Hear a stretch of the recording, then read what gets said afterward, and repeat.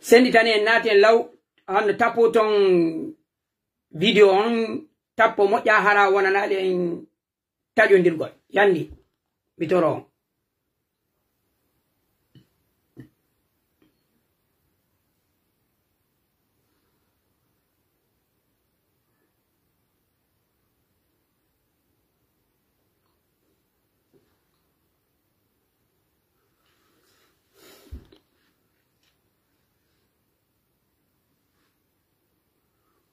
sendi tani en video on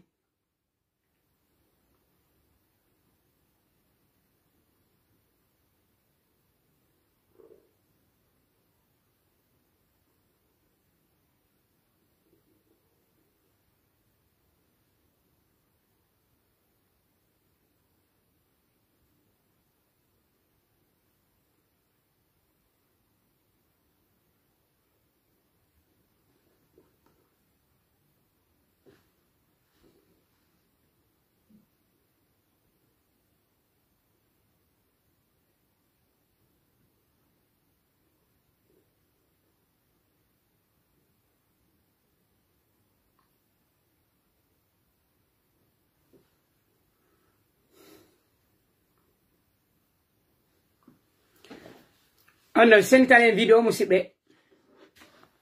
waɗen jentuɗo yewtore nden mi tañini yewtore nden no yuuti seeɗa. Je voudrais saluer la présence des journalistes qui ont été toujours présents, qui ont été toujours des témoins oculaires de la lutte épique que l'UFDG mène pour l'instauration de la démocratie et de l'état de droit dans notre pays. Je disais tout à l'heure, vous n'avez plus aucun doute.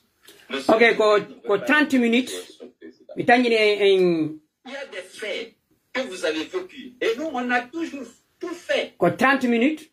Pour que nous soyons traités comme les autres partis politiques. Hara e wawata jentagol fof nde wotere ko ɓurno e moƴƴude ko tawata hara mi watti en jentiki mo fof kono en fof en jeƴƴiti ɗo 30 minutes mi tañini ko piiji ɗi jenti ɗon faaleteɗo yiwde vidéo on fof hara no hikkodiri ko yontigi yew ka compital vidéo no ka na vidéo toɗe ko audio so yii ko ɗum waɗi mi jentina on tun ko audio ko hito tun mi jentinay on seeɗa e mum jonnen miijo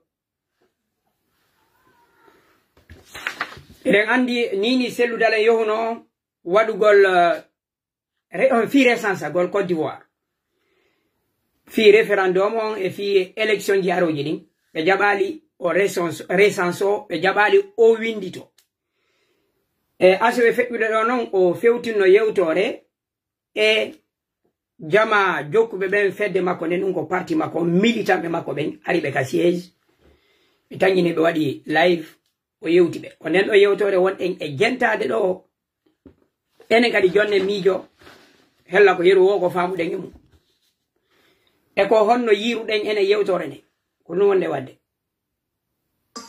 que la gente ne veut pas de votre part. Pourquoi on veut me coller ma nationalité guinéenne? Ils ont donné des instructions pour qu'on ne me recense pas dans le fichier électoral. Je détiens tous les documents. Mettre en évidence ma nationalité guinéenne. J'ai mon acte de naissance biométrique. J'ai mes cartes d'identité biométriques. J'ai mon passeport ordinaire en cours de validité. J'ai mon passeport diplomatique qui expire en 2024. Des documents. Mais je vais. Le CNRD a instruit l'ambassade ici de ne pas me recenser.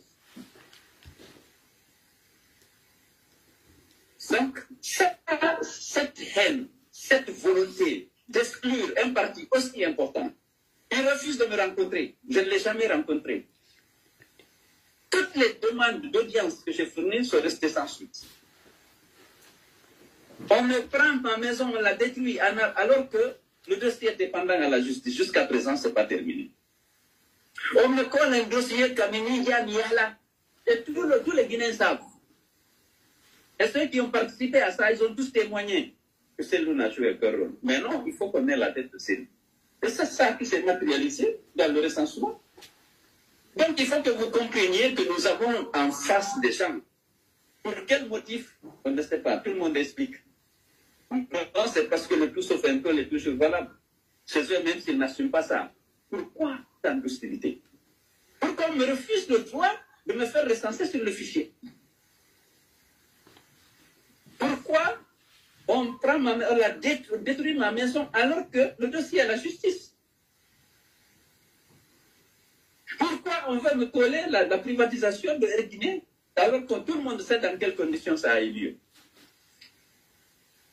Pourquoi ils ont adressé hier la lettre à la direction de l'UFDG pour dire de ce soir au Congrès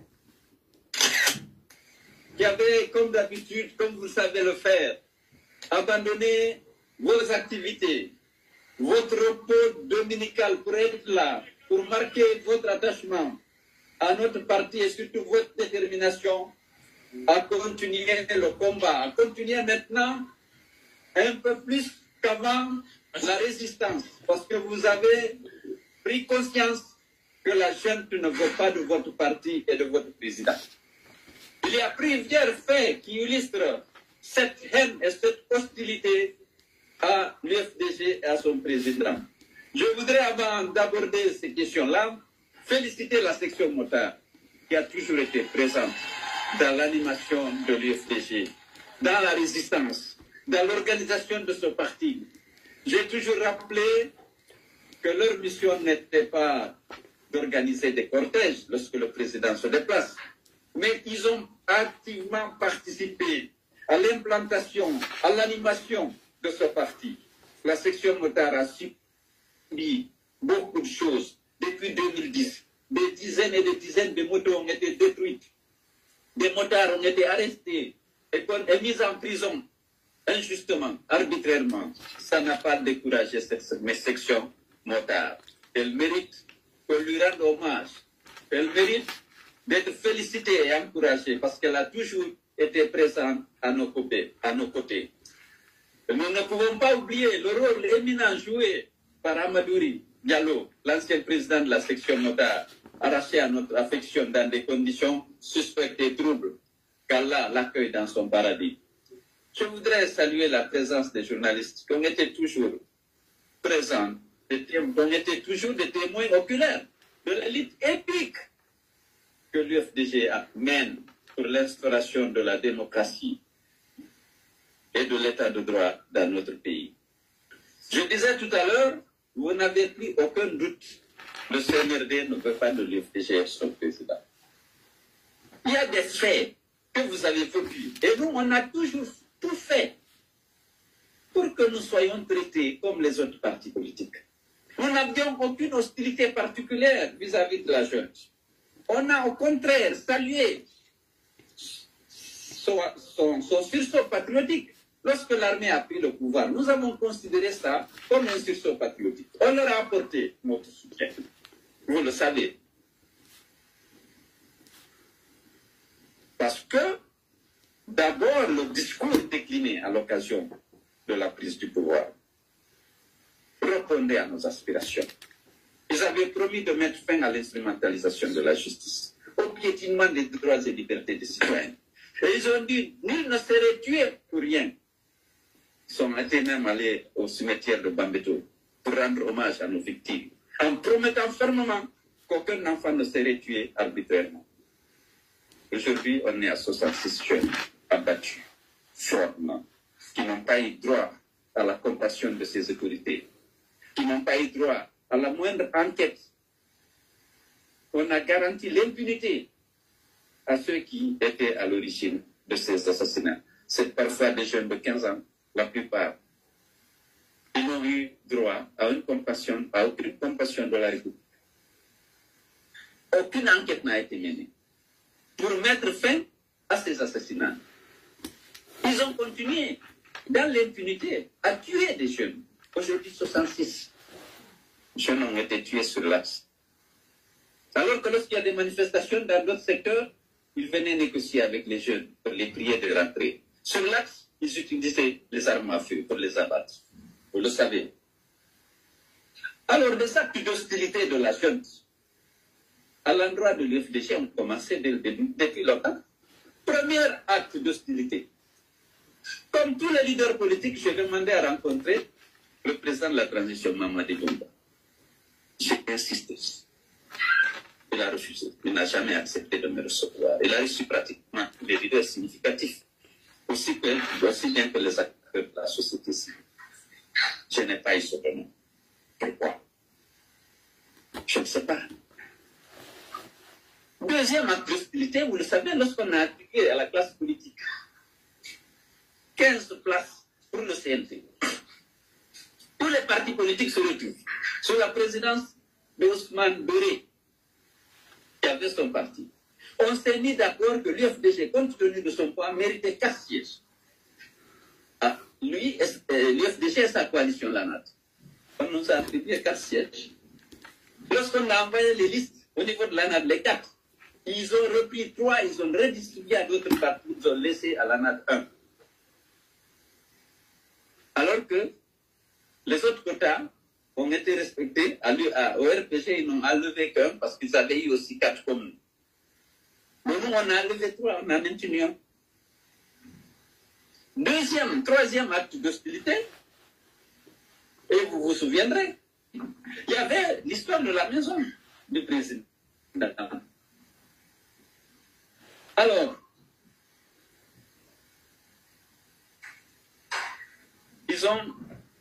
vous savez, cette maison, ma propriété pleine et entière a été reconnue aussi bien par le capitaine Dadis que par Alpha Condé qui m'ont demandé de rester pour jouir de cette propriété. Parce que certaines personnes malveillantes leur avaient dit non, s'ils occupent illégalement cette maison. Lorsqu'ils ont lu les documents, je me souviens, madame est là, le capitaine Dadis qui m'avait demandé de déguerpir a présenté ses excuses lorsqu'il a eu les documents. Lorsque Alpha Condé a eu tous les documents, il a procédé à vérifier, à la vérification de leur authenticité. Il m'a dit non, moi je n'aime pas les règlements de compte. Les gens voulaient qu'on t'enlève de ta maison, mais j'ai vu que tout est transparent, tout reste. Eux, ils n'ont pas demandé d'explication. Ils m'ont demandé de déguerpir. Et lorsque les jeunes de l'Axe ont voulu venir protéger la maison, je leur ai dit non. Je ne veux pas que l'opinion et le sentiment que j'utilise les militants du parti pour régler des problèmes personnels. J'ai refusé. J'ai dit, je saisis le tribunal. Je saisis d'abord le juge à référé pour dire de suspendre la lettre, l'ordre de déguerpir, en attendant que si contestation de ma propriété il y a, que cette contestation soit examinée par le tribunal. Le juge en référé sous la pression de la gente a dit qu'elle est incompétente. Je suis sorti de la maison. J'ai saisi maintenant la justice. La justice a saisi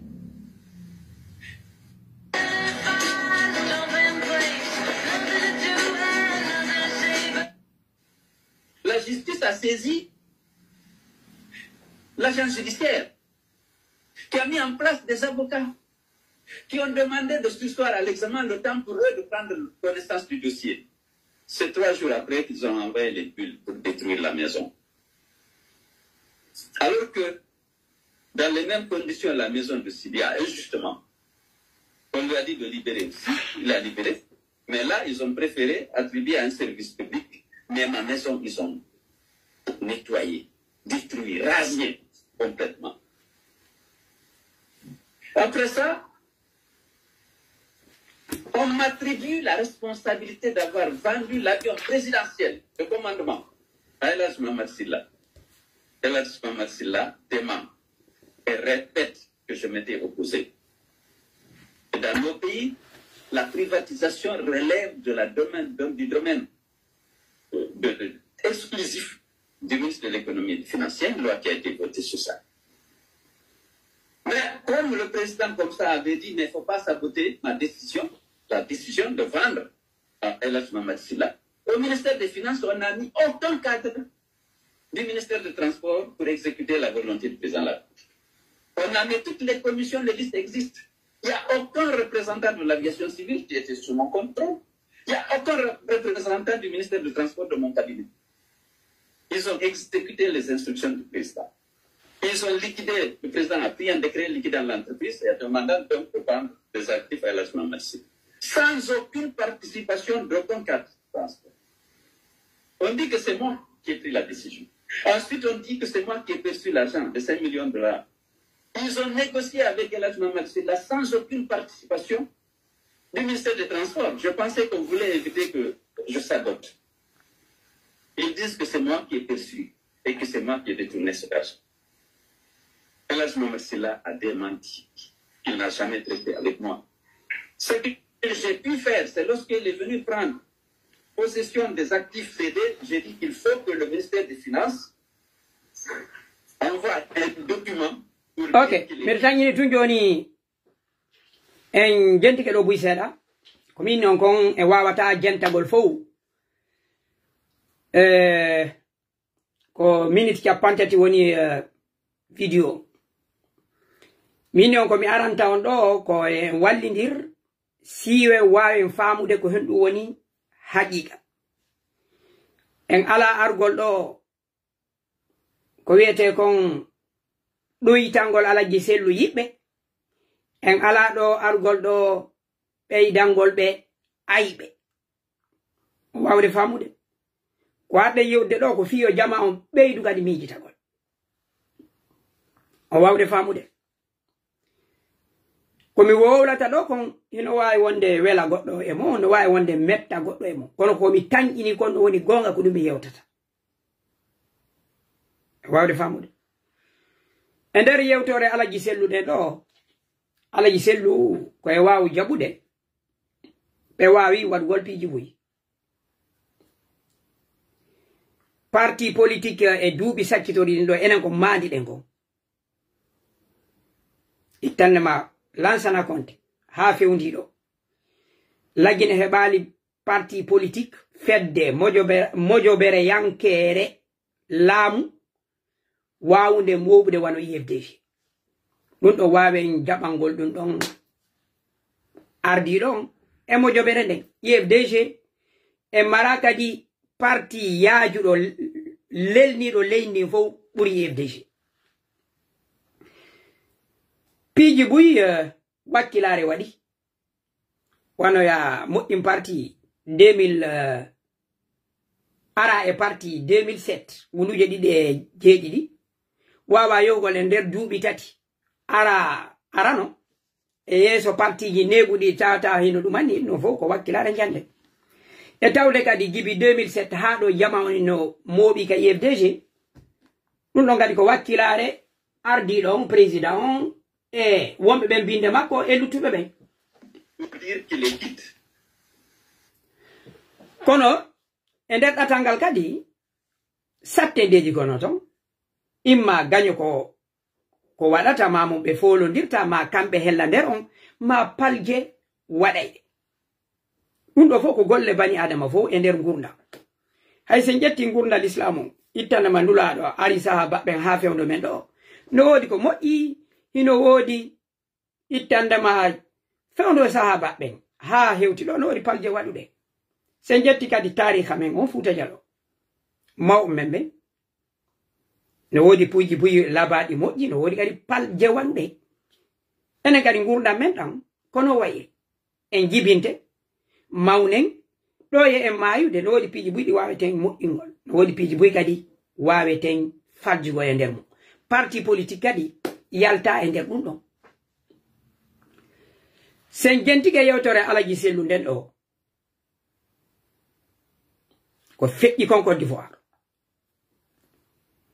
e ko fewndi kon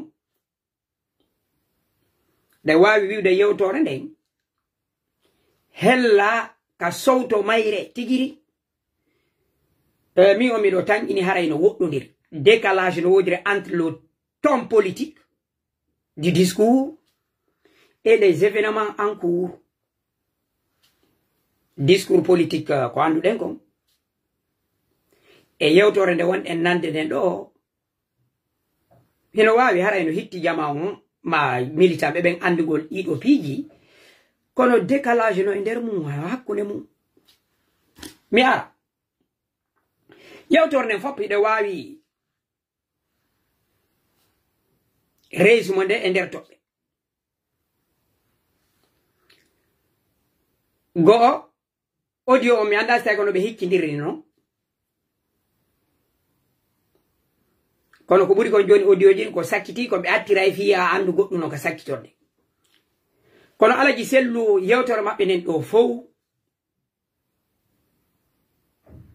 ɗa wawi juɓɓude yewtore nden fof e juɓɓudeji ɗiɗi on e toɓɓe tati ha nayi toɓɓere arande nden no jentorde noon kono mbiɗa wawi wiwde yewtore nden hina noon hikkodiri manque de l'affection de la gente envers lui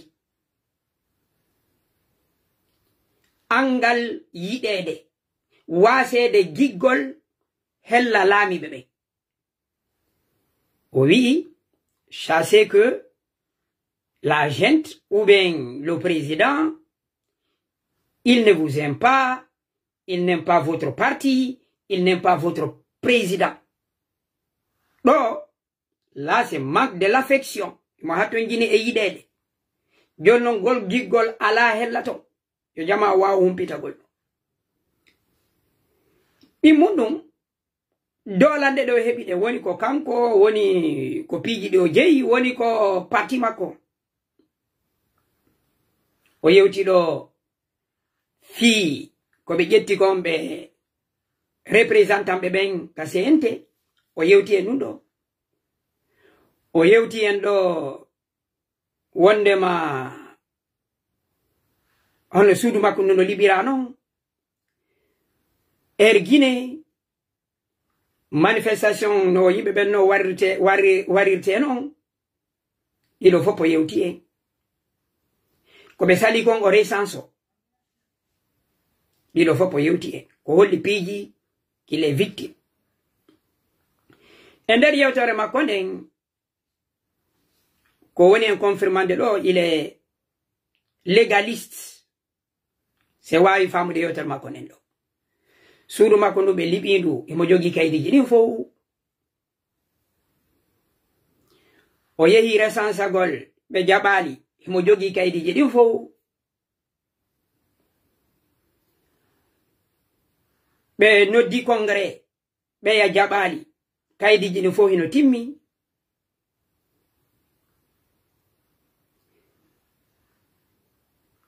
e nder ko yewtata kon kadi alaji sellu no yewtude en kadi noone e eɓɓugol hoore mum e ɓeya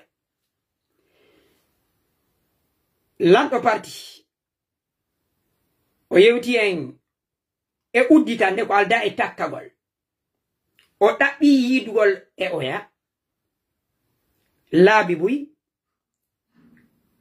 himo salilan jaɓangol me yiida il refuse catégoriquement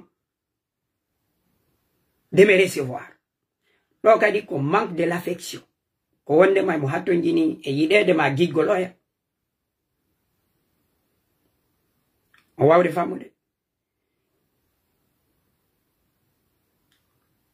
il refuse catégoriquement de me recevoir o yafotola mi anda politique moƴƴa kono konngol ngol hino holli wondema ko noon e yurminkinare noon e faalede wawno utiliser mot sans suite je n'ai pas eu réponse mais il refuse catégoriquement de me recevoir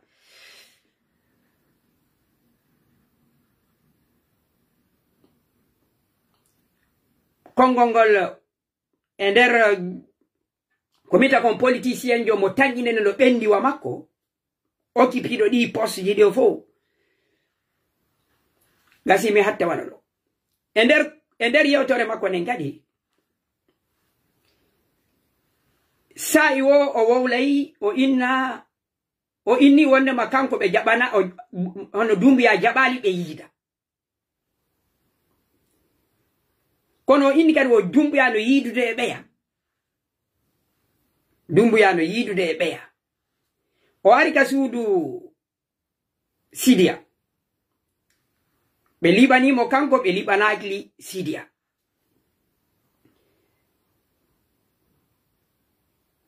ɓe jaɓi ɓe RPG ɓe représente ɓen addi ɓen fof kanko on ɓe jaɓanalimo ɗo kadi ko noone e comparagol min si on landi ke lan joni mi moƴƴin image mbaadi e nden ɗo yewtore sellu hino place hoore mum e suudu ka nder jongallejo woni haray mo mari rewɓe buy o wacce ndalan kongol ko min mi inni min mo mi landama yomi lelnu yewtore alaji sellu nden ɗo e hella dumbuya o jaɓali me yiida suudan ɗum miɗo jogi kaydiji ɗin ɗi liɓama min mi liɓanama ɓe liɓanali dumbuya ono sidiya min o jaɓali me yiida o jaɓi yiidugol e ɓeya o jaɓanali lan représentant ɓe am ɓen ɓeeɗa o jaɓaniɓe min on ɗo miɗo yi'i ko wondema kam mbaadi sellu tigiri dumbuya ko jongallejo mo rewɓe buyi ko ono hande kadi opposition on ɗo ko none e sinaɓe si dumbuya yiidi e on sodani oɗa toncol oɗa si o sodanama kankade hara yoni ko nawlira oɗa joni wuritode ko kamɓe on ton woni ɗumannade min miɗo andi noon kanko ko woni kon hollude ko himo toñede kono miɗo ɓuure tañƴinade ko wonɗo e dewgal e ley ko on jongallejo mo buyi landoto jiggol yiɗede min modi a yiɗalam ko sina an o yiɗi le CNRD ne vous aime pas, n'aime pas votre président, n'aime pas votre parti. Wawde famude. Do mi o mi ɓuure tan inade sellu ino hani yaltugol e ɗiɗo piiji. Sellu ala hana yaltugol ɗo wullito publiquement. Que Doumbouya lui refuse de le rencontrer catégoriquement. Ko yawagol on parcours politique makko no. Ko yawagol carrière makko administrative on no. Himo wawi hollude wondema wi tan ko waɗi initiative.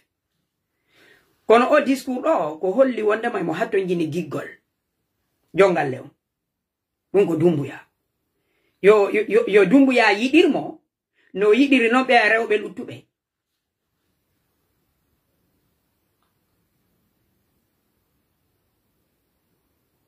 o wawde famude e nder discours on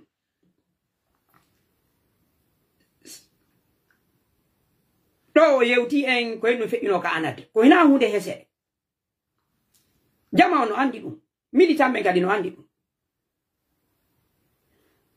o yewti en ɗo kono suudu makko ndu liɓira ko dossier mo fof andi hay ɓe ala ɓen ka yeddeje o duwaka retardirde yimɓe ɓen ɗum e nder discours sifa oɗo famude o yii duuɓi feƴƴuɗi ɗin fof de recours ji ɗo waɗin ka justice koynu ha joni o yettotoɓe kanko liile il est légaliste himo naɓori kaydi extrait de naissance makko on passeport e ɗuma kaydi wotiri yonino. Il est citoyen guinéen. Mais au bout de temps, il y a des mawɓe ɓen il représente ces intellectuels peuls qui respectent tout face à un régime qui ne respecte rien, aucune règle. Un intellectuel ɓe men qualité fuutan ko ni ɓe ne'ira ko yimɓe yohuɓe hunji bindi. Yimɓe yohuɓe hunji bindi hunjinaɓe notion démocratie no porto yirata non si ɓe ari ɓe tefata ko woni ka terrain ko ɗum ɓe applicata ça fait ko yimɓe wonɓe joude match de football hiɓe yeta jungo si a memi balor nden haray fijidar nu daroto hiɓe yeta ɗo hiɓe hunjina ɗi règle ji ɓe ara non ka terrain ɓe yi'a moɓe woni on fijidude markira e jungo gon arbitre on sifla gonga ɗo ɓe yoɓe markira jungo gon ɓe daroɓe nayi arbitre on toñi kabe dari don kadi o ya kadi marko ya mi lo bude tan ina o bureaucratie intellectuelle futa on qualité ko be jogi ko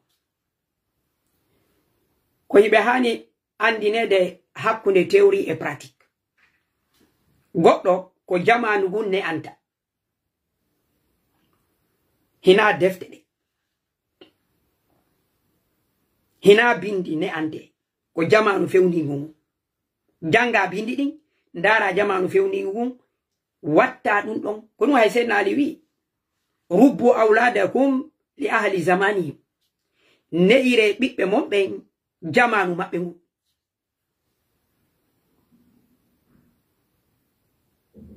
wawde famude wati magadi mi o mi jenti no yewtore makko go kadi Hollande ga denyande kadi men ari fo hino sabbi discours vraiment kanko e zenton fendo be no be enki pay mo do Sénégal odu jama on sabbino kono denyande kadi on nabi jama on kanka infrastructure jiro wadi ton ponji men ari ha tay jama foppo lani habugol ko sabuna si événement wadi haray no wodi ko yimbe ben habbi yewtore horere ne wobbe amen sonkuno inni lo CNRD mi lo tawano on se o jetti hala fi mabbe e o discours o kadi e o situation do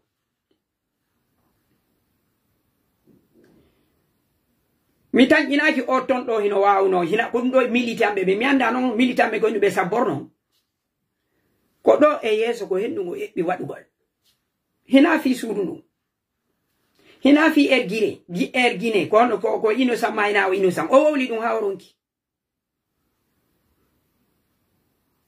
o wawde famude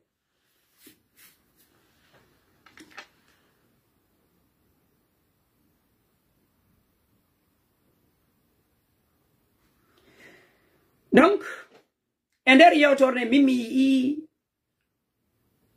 politicien jo habbi do yidede fala do yidede ha joni o jettali aybe makko men e sobe kanko ha joni ko légalité woni dabbude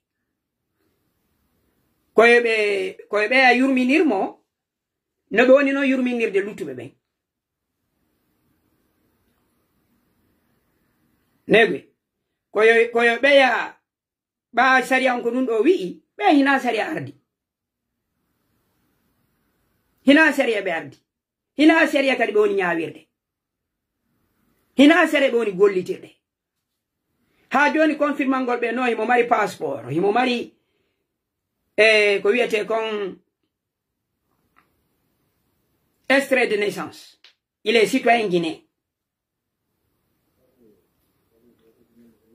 on ne be alutube sokabe ben ali ubande ali uba din don kadi c'est citoyen guinéen pigi fo hande mo ya himo maro ya wawde famude donc musibe o addi do lande ko mi wattana en no gadi jento den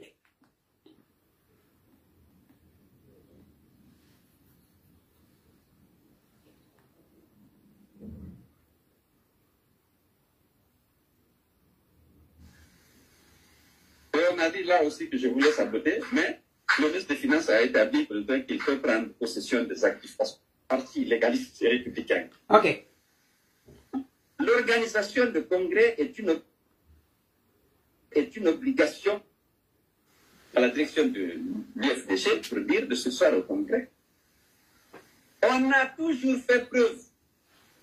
Lorsque les jeunes ont dit on va venir protéger votre maison, je dis non, laissez-moi, il y a la justice. On a commencé à renouveler les fédérations. Le faut, c'est dans le légalisme. Ils sont aujourd'hui renouvelés. Ils ont le mandat et la légitimité de participer. Ok, légitime. Toujours, il y a des gens qui connaissent.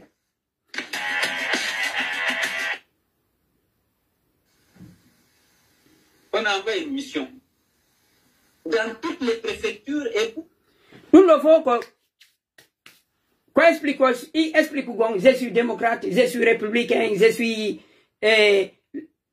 je suis derrière la loi. Pour le congrès, dans toutes les préfectures et pour le congrès, toutes les sections qui n'ont aucune existence légale. Peut-être qu'il leur a accordé un agrément de mouvements politiques, de partis politiques, d'ONG ou de syndicats. Mais sur cette base, on décide qu'il faut suspendre le congrès. Alors que les congressistes sont déjà prêts. Ok. Commune rurale où on n'a pas d'élu sur l'ensemble du territoire national. Nous avons 122 communes que nous gérons. Même à Tunkaraka, à la frontière avec la Côte d'Ivoire et le Libéria. Lui, il est toujours... S'il n'y a pas eu de fraude, on aurait... Il respecte toujours la loi.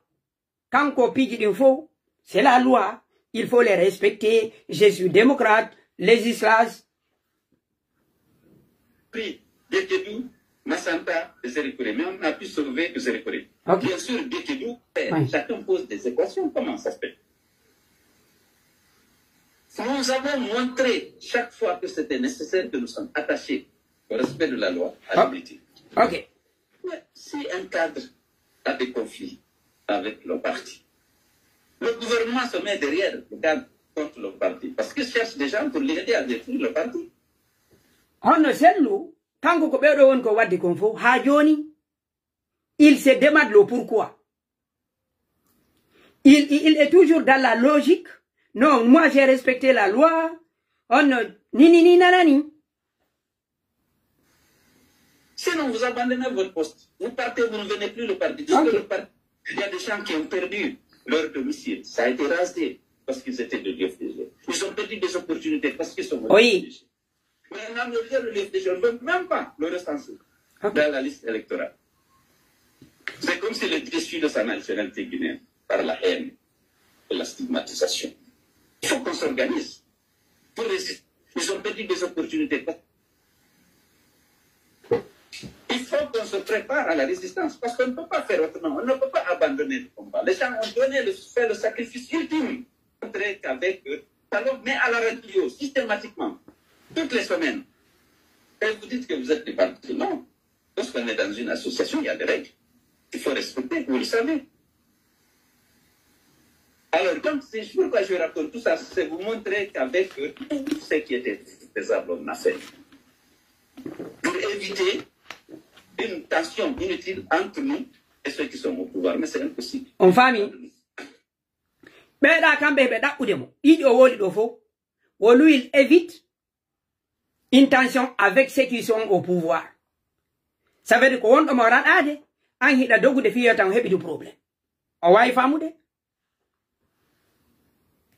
Il faut qu'on se prépare à la résistance. Ok. Il faut qu'on se prépare à la résistance. Il faut qu'on se prépare avec un ton normal. Mais oui, mais... Il faut qu'on se prépare à la résistance parce qu'on ne peut pas faire autrement. On ne peut pas abandonner le combat. Les gens ont fait le sacrifice ultime. Ils sont morts pour la Guinée, en manifestant parfois pour la démocratie. Okay. Il y a des gens qui ont perdu leur domicile. Ça a été rasé parce qu'ils étaient de l'UFDG. Ils ont perdu des opportunités parce qu'ils sont de l'UFDG.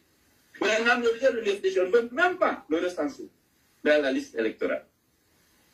C'est comme si le déçu de sa nationalité guinéenne par la haine et la stigmatisation. Par la haine, la stigmatisation. Je sais que le contexte est difficile. Ok. Je voulais féliciter nos collaborateurs. Actuellement, être de l'UFDG, compte tenu de cette haine et de cette violence, vous risquez tous les disparitions forcées. Vous risquez tous les kidnappings. C'est que Maître Traoré a su. C'est que Fonike Mangue. Ça fait bilan on faut, discours on faut, ko bilan, tango ko wada. Stopugol, atugol, yota wadu, on nanali dundon. Ko mo goto itilisi, il faut résister. On pète ko lutti kon faut, ko argo mi wada madundo. Ala nder ton hay hunde ko hon dum kanko o wadata wata wade ko ngal do landal woni ha gibi 2010. Il se demande pourquoi la haine. Il ne s'est jamais se demandé comment l'arrêter, cette haine. Comment arrêter cette haine. Comment arrêter cette injustice. Gibi 2010. Lui, il se demande pourquoi cette haine. Ko holli ha joni o jabaki ngal do landal. O anda kanko tiri cause. Comment soigner? Ara, Sadou Simaga, le général Koulibaly, le docteur Gabaté, le colonel Célestin. Tout ça, lorsqu'actuellement on est à l'UFDG, je sais qu'on est exposé. Alors, mais nous avons un devoir vis-à-vis de ceux qui sont morts pour la démocratie, pour l'état de droit. Nous avons un devoir vis-à-vis de la Guinée. Il y a beaucoup de gens, aujourd'hui même, qui profitent du CNRD parce qu'ils ont beaucoup d'argent.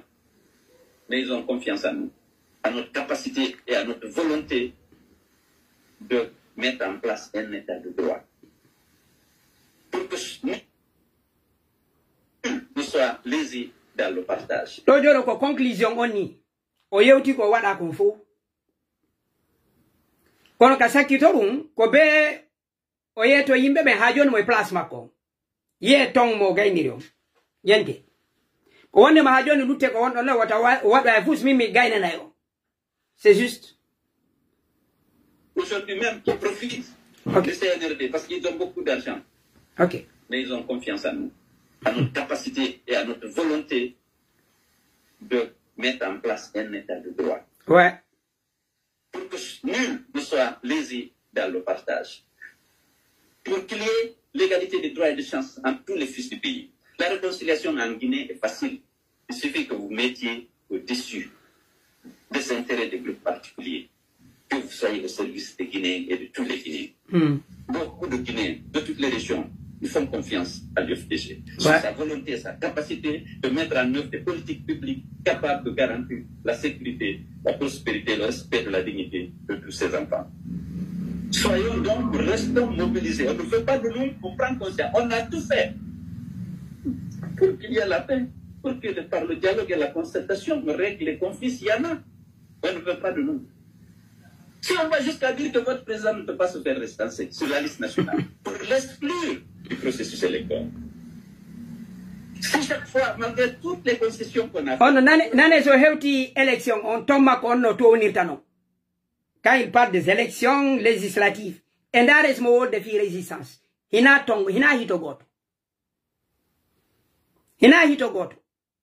ça y est, audio, il faut qu'il y ait des résistances. Quand on va aux élections, nan est on autour. Mais il t'entend. Votre président ne peut pas. Soyons donc de garantir lésés dans le partage. Pour qu'il y ait l'égalité des droits et des chances entre tous les fils du pays. La réconciliation en Guinée est facile. Il suffit que vous mettiez au-dessus des intérêts des groupes particuliers. Que vous soyez au service des Guinéens et de tous les Guinéens. Beaucoup de Guinéens, de toutes les régions, ils font confiance à l'UFDG sur sa volonté et sa capacité de mettre en œuvre des politiques publiques capables de garantir la sécurité, la prospérité, le respect de la dignité de tous ces enfants. Soyons donc, restons mobilisés. On ne fait pas de nous pour prendre conscience. On a tout fait pour qu'il y ait la paix, pour que par le dialogue et la concertation, on règle les conflits s'il y en a. On ne veut pas de nous. Si on va jusqu'à dire que votre président ne peut pas se faire restancer sur la liste nationale, pour l'exclure. Pour l'exclure. Si chaque fois, malgré toutes les concessions qu'on a faites, pour organiser nos congrès, en nous pliant à la justice, au MATD et tout, le MATD dès le départ a dit que le UFDG n'a jamais eu d'élu. Et qu'on n'a jamais eu de compte bancaire. Dans le premier rapport d'évaluation. Alors qu'ils sont venus dans nos locaux, ils ont vu tous les documents. Législatifs, tout. Ils ont vu tous les documents. On l'accuse de race. Tous les dossiers. Tous les dossiers. C'est monsieur légaliste. Ça vient de la volonté de la jeune. De détruire un parti. Aujourd'hui, le meilleur parti. En Afrique de l'Ouest, il n'y a pas pareil. Il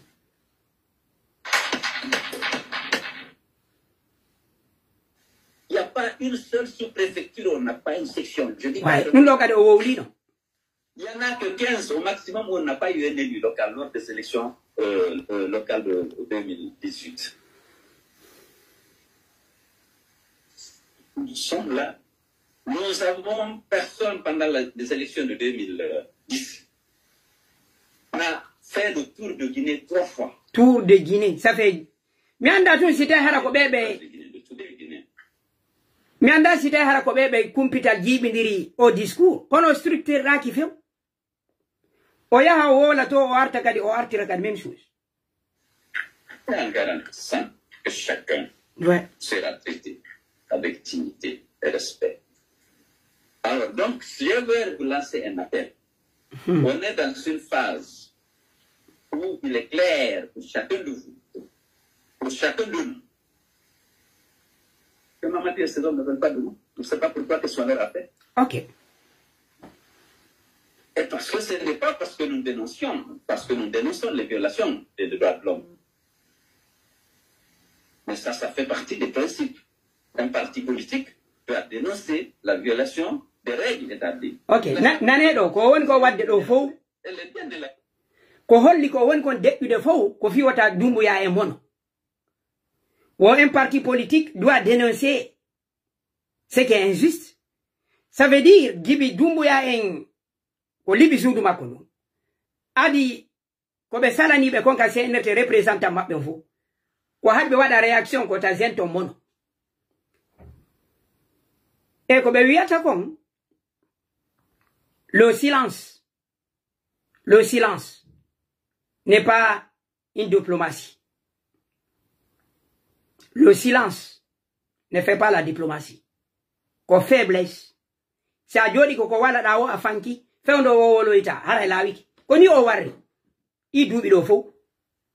On nani ko wi do ko wondema be mara fere ko be wowla, hinayo be amona no. Ko hendu sellu wadi CNRD o fi Allah inulado.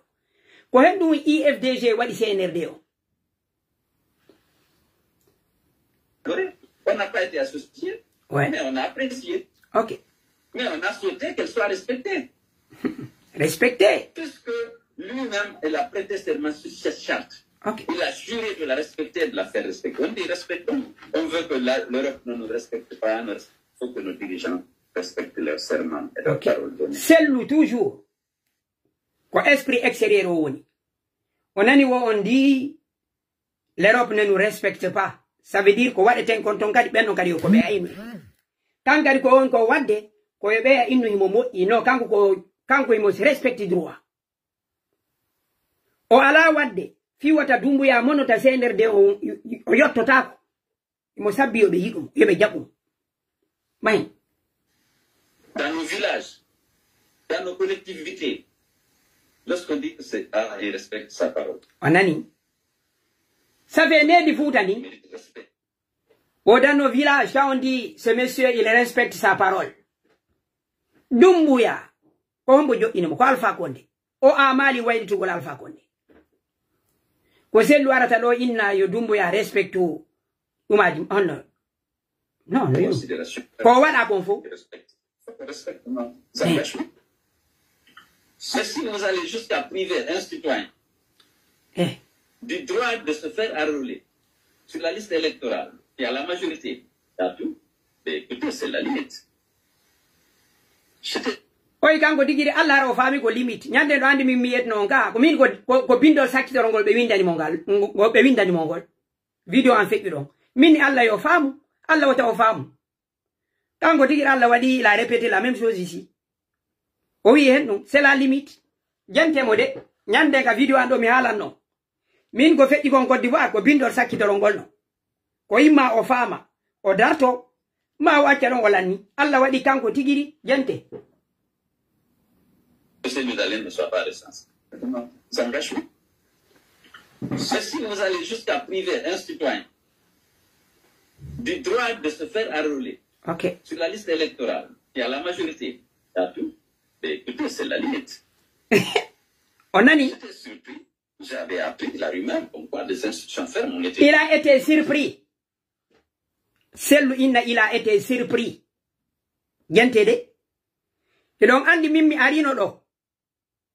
Et juin 2024. Mais aduno photo yande logo mi hala no. Mi indi mi jodo di e sellu. Mi indi sellu hari aranu be wujjete won. Pedo ko be eti ko woni état ayata élection. Sellu inni il a été surpris. Mi wala no nuga mi do yiltitude. du droit de se faire enrôler sur la liste électorale et à la majorité. Écoutez, c'est la limite. J'étais surpris. J'avais appris la rumeur comme quoi des instructions fermes ont été données pour que ces Loudaliens ne soient pas recensés. Ok. Musique, mais. Mingo politique mon wadde. Ko hando wadi min 2024.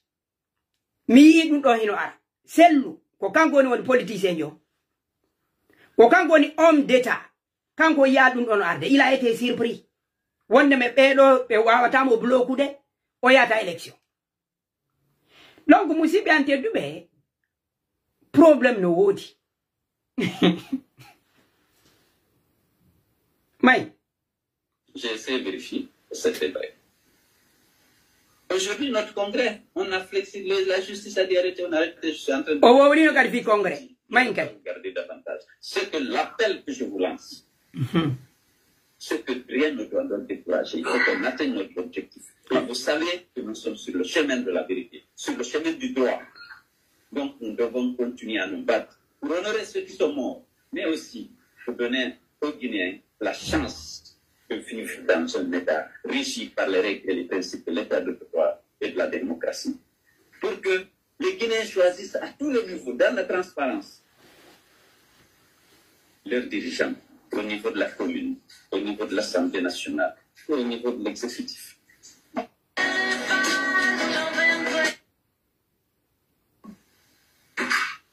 On ne peut pas être complice d'une mascarade électorale qui n'a vise qu'à légitimer quelqu'un qui a pris le pouvoir par la force. Ok.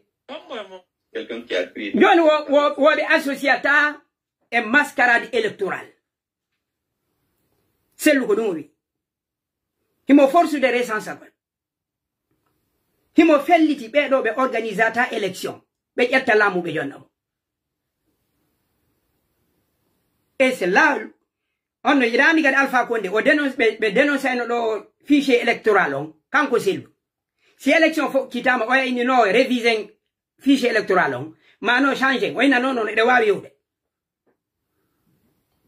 Francophonie, on inni, no wabi voter de hay CNRD on do tigiri babe ni no aranu yo révise yo ndarte o kanko tigiri ni no on peut aller mimi anda ko no selu yi élection mi anda dum haray kanko go sport ma ko favorite on non même s'il perd il sait qu'il va à l'avance il va perdre le match mais il faut jouer c'est le sport c'est bon pour la santé mais je vous remercie pour votre attention. Ok. Je compte sur vous, sur votre fidélité, parce que je sais que ce sont les vôtres. Oui. Mes chers. Ils ont donné des instructions pour que nous me... Quand nous sommes liés au Kowandema, Kotawata hara ko ton ferme. Quand nous owawi wadu golmarma. Goto la wi de no kanko ko plan makon owawata yaltinde. Kono gibi 2010. Ko hende to mayude sello hino de o wada de réaction yiwo den plan makko andi goddo do ala wiide no o arata o wala do dévoila yeso yimbe ben fo kono ko politique do andi dem jonno mi artira ka fuddode mi jonna mi jo joni mi do artirde vidéo ka fuddode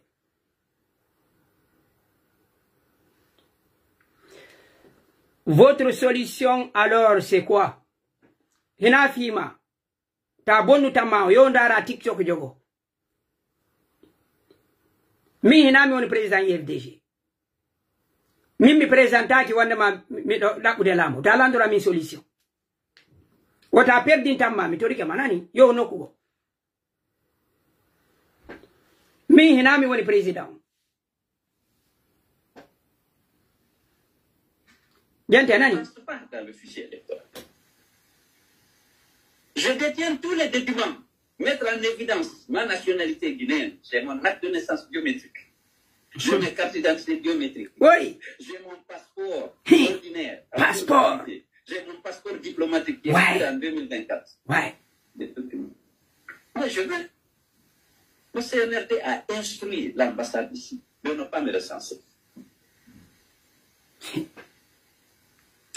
Donc, cette haine, cette volonté d'exclure un parti aussi important, une Il refuse de me rencontrer. Je ne l'ai jamais rencontré.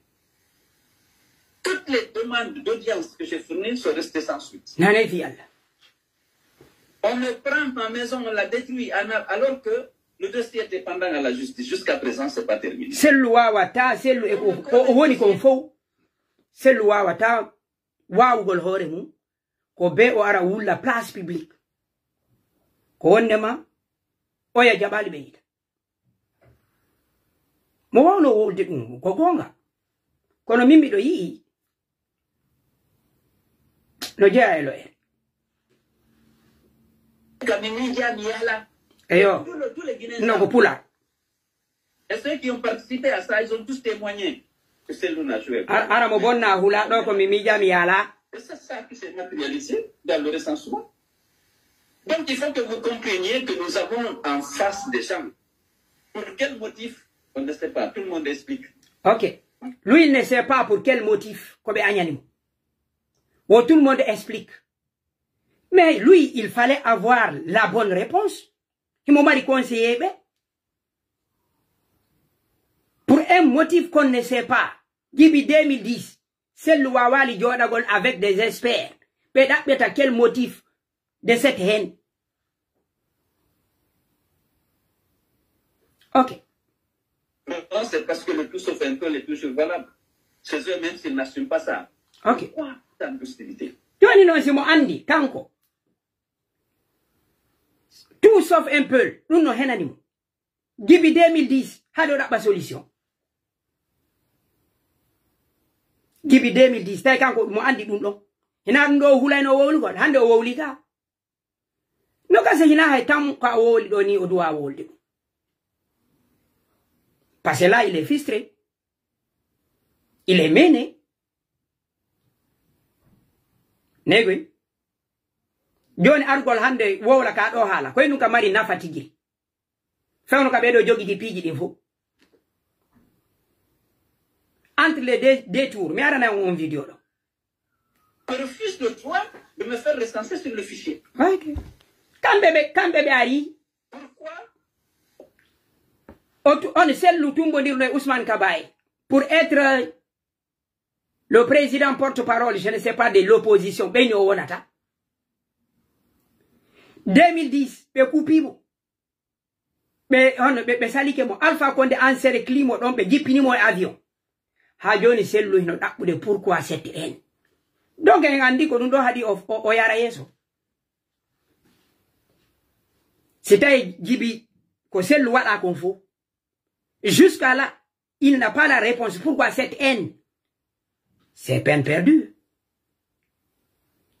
Le plus naïf en Guinée. Quand vous dites tout sauf un peu au pouvoir. Donc la réponse est là. Comment changer la tendance? Nous on a nos devoirs, Mako. Là, pas pour venir ici pleurer. On m'a fait ceci, on m'a fait cela, on me donne pas l'affection suffisamment. Non, il reçoit Sidia et les autres, moi, on me reçoit pas. Celui qui n'est pas dans un mariage. Maintenant, c'est le même au calme de Doumbouya. Ça qu'on a mahara a définir, hande an onyamali kakasina ma onyam. Ala je menen men jonnan on Doumbouya dewgal. Ça ko joni ko yang aru yeto do men do. Si on défi Doumbouya nyamata. Menen na dum haldude. Menen ko men anduno men halfini on parti politique. Yo lamo leydi din, lamo do men e Doumbouya. Menen ar mi anda ko dewgal. On ya photo men non. Ko do joni menen me wawi famude ko. On a détruit ma maison alors que ouais. Ici à la justice. Pourquoi on va me coller la privatisation de Air Guinée okay. Alors que tout le monde sait dans quelles conditions? Ok. Pourquoi on me colle l'Air Guinée? Nous n'avons pas de Wanda. Comme elle a dit, be yaltini la Guinée, be anda. Comme il dit, man mo sundu Wanda. Ok. Ça a eu lieu. Pourquoi ils ont adressé hier la lettre à la direction de l'UFDG pour dire de ce soir au Congrès? Nous n'avons pas de Wanda. Awa, donc, ko yete tun ala jen sobe na mariage bena baka UFDG nani. menen men ƴetta IFDG men nabi ka pale men ñinni haray tigiron ko sonna mo ni sibe defi ko yo ñaamu haray balde den ko yon sendude so nabani o sonnajo da kambe kadi ko mi tan ñini haray ala jeen ko no faamintembe nabe sonnajo goddo ko be parti politique ko c'est un homme d'état ko ne ngandi be ala faamude ko en wadi ta giggol ala yonde ko sinira be tu wona jonne de giggol usibbe murandum sa yewti yete wonde ma hino metti si a yewtali a wowlanali yimbe ben gonga wawde famude do mi on ko mono yinude ko yo wawu famude situation min mi innali on yilto bawo FDG mi innali on yilto bawo sellu ina dum min mi wiyo oy do kadi ko be mi rede mara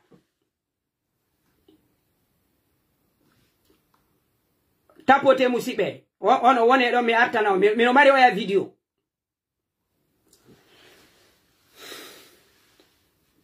no yurmi musibe no yurmi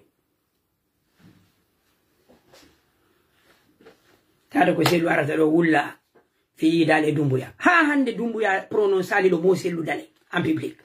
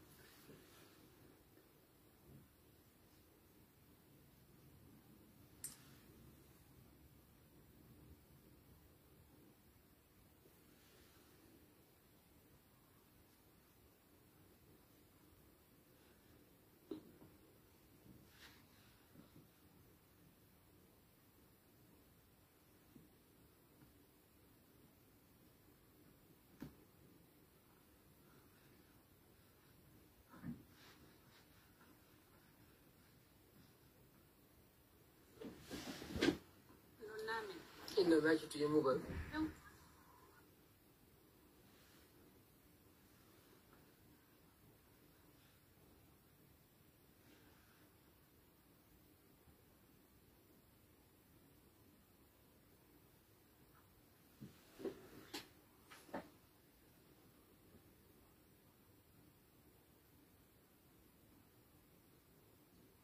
ok wano si sellu dalen si dumbo ya jabano recevude sellu yo ƴettu ɗum non ko signe laaɓuɗo ɓeɗo ɓe anniyaki waɗugol élection laaɓuɗo haɗano ko dalil koko ɓeydanomo wakkilugol mais pourquoi venir en public keymanje yimɓe raɗiɓe ma yimɓe falaɓe ma mayde nden il refuse de me rencontrer en public. Ok, joni mi wattana on ɗo ndaron an ko feƴƴuno kon en 2010 ko andirton politique c'est long fop non andi yi on nani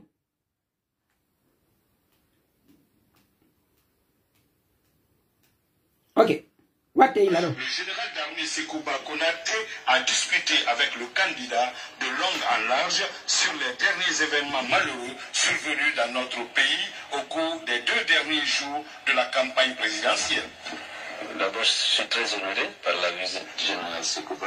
On watto yilla yewtore sellu ndey ko sellu e Sekouba ɗum ɗo ko waɗi ko ñande 23 octobre guluje ɗiɗi e sappo le 23 octobre 2010 mandi to ɗon daton yi on yewtore sellu nen mi yetton ko hen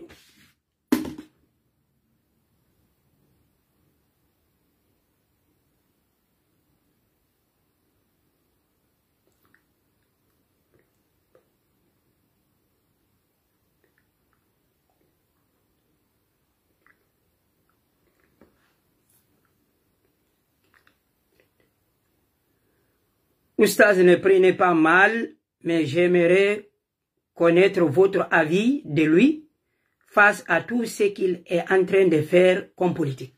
Aussi, mais il a arié ça, mimi analyse. Il a landa de langadi aviango. Quoi nous me wala nema? Watano yilla, sellu ko hono orese viriri. Sekuba. Joni mi wala na on ko mi wonno ko yodde. Nyande be innuno onno yimbe be wanama poson ka RPG empoisonnement ko nen nyande dum ko wadi ko nyande lo 22 nyande no gay didi ko nyande no gay didi be inni yimbe ben empoisonnement ka RPG be yehi be pi jama on hotgini kurusa e sigiri le 23 dimanche et 17h Sekuba ari kaselu eden andi oya sonnajo docteur yo Allah hinno be yafo ono binta be jabano innugol wondema haray ndiyan ko be yari kon poson wada e mu do andi o itaka pos makko fe o sanctiona kadi do mandi si dum ka zamori dore en fo alfa konde en hari no andi fimu ha hande goddo nyaawa ka fi dum ko jonte didi adi deuxième tour dum ko e octobre wadi le 22 octobre empoisonnement o wadi ko le 23 Sekuba ari kaselu ko le 7 novembre élection o wada 2010 deuxième tour ndare réaction sellu ko honno o receviri Sekuba ko honno kadi o jonniri Sekuba garanti militambe makko be wadata ha e hunde yo fo jento Sekuba ko do gali sellu perdi lamu kasalo makko lo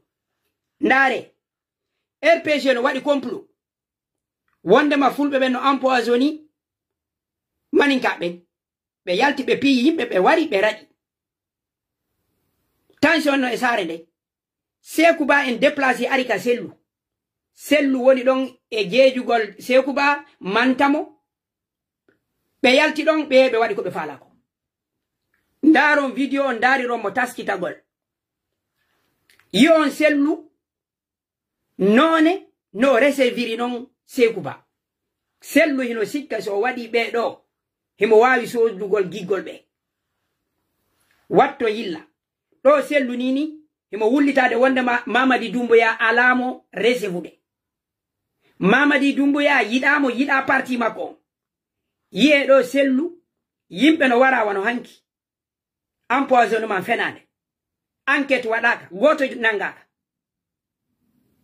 Sekuba arika makko le 23 gente garantie di sellu jonni modin do hino mantamo gente ko o kadi wonde yude ka sakidoro inna sellu manque de courage on faut donc andi Sekuba ko woli do ko sellu may comme vous le savez, pour lequel j'ai le plus grand respect, pour son attachement à la démocratie et pour les efforts qu'il a déployés afin d'instaurer la démocratie dans ce pays. C'est une tâche exaltante. Sellu kanko dir na inno wonde ma kanko ba discours ji Sekuba onno sende onno Doumbouya di sellu inni woy mo holi discours ji makko dinga awa do kadi gente sellu hino qualifia Sekuba konate des démocrates ko sellu wi un politicien qui peut croire à la discours d'un politicien tanko mo holi Doumbouya ko woli ko do ko woni wiude Sekuba c'est un démocrate. C'est lui qui a bafoué les élections en 2010 en les donnant à son frère de l'ethnie, Condé. Cellou Dalein, président, le général d'armée Sekuba Konaté a discuté avec le candidat de long en large sur les derniers événements malheureux survenus dans notre pays au cours des 2 derniers jours de la campagne présidentielle. D'abord, je suis très honoré par la visite du général Sekuba.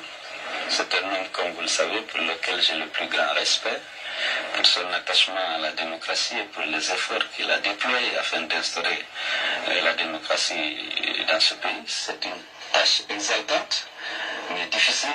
Il faut qu'il prenne courage. Les difficultés sont loin d'être terminées, mais nous comptons sur lui promouvoir, pour instaurer effectivement cette démocratie. Mais avant, il est important que, peut-être lui aussi, que la population entende ce mot pour qu'elle appelle aux forces, lance un appel aux forces de défense et de sécurité afin que celles-ci soient plus coopératives, que celles-ci veillent plutôt à la sécurité des citoyens, à la vie paisible des citoyens. Quant à nous, nous prenons l'engagement devant lui de lancer un appel à tous nos partisans pour qu'ils...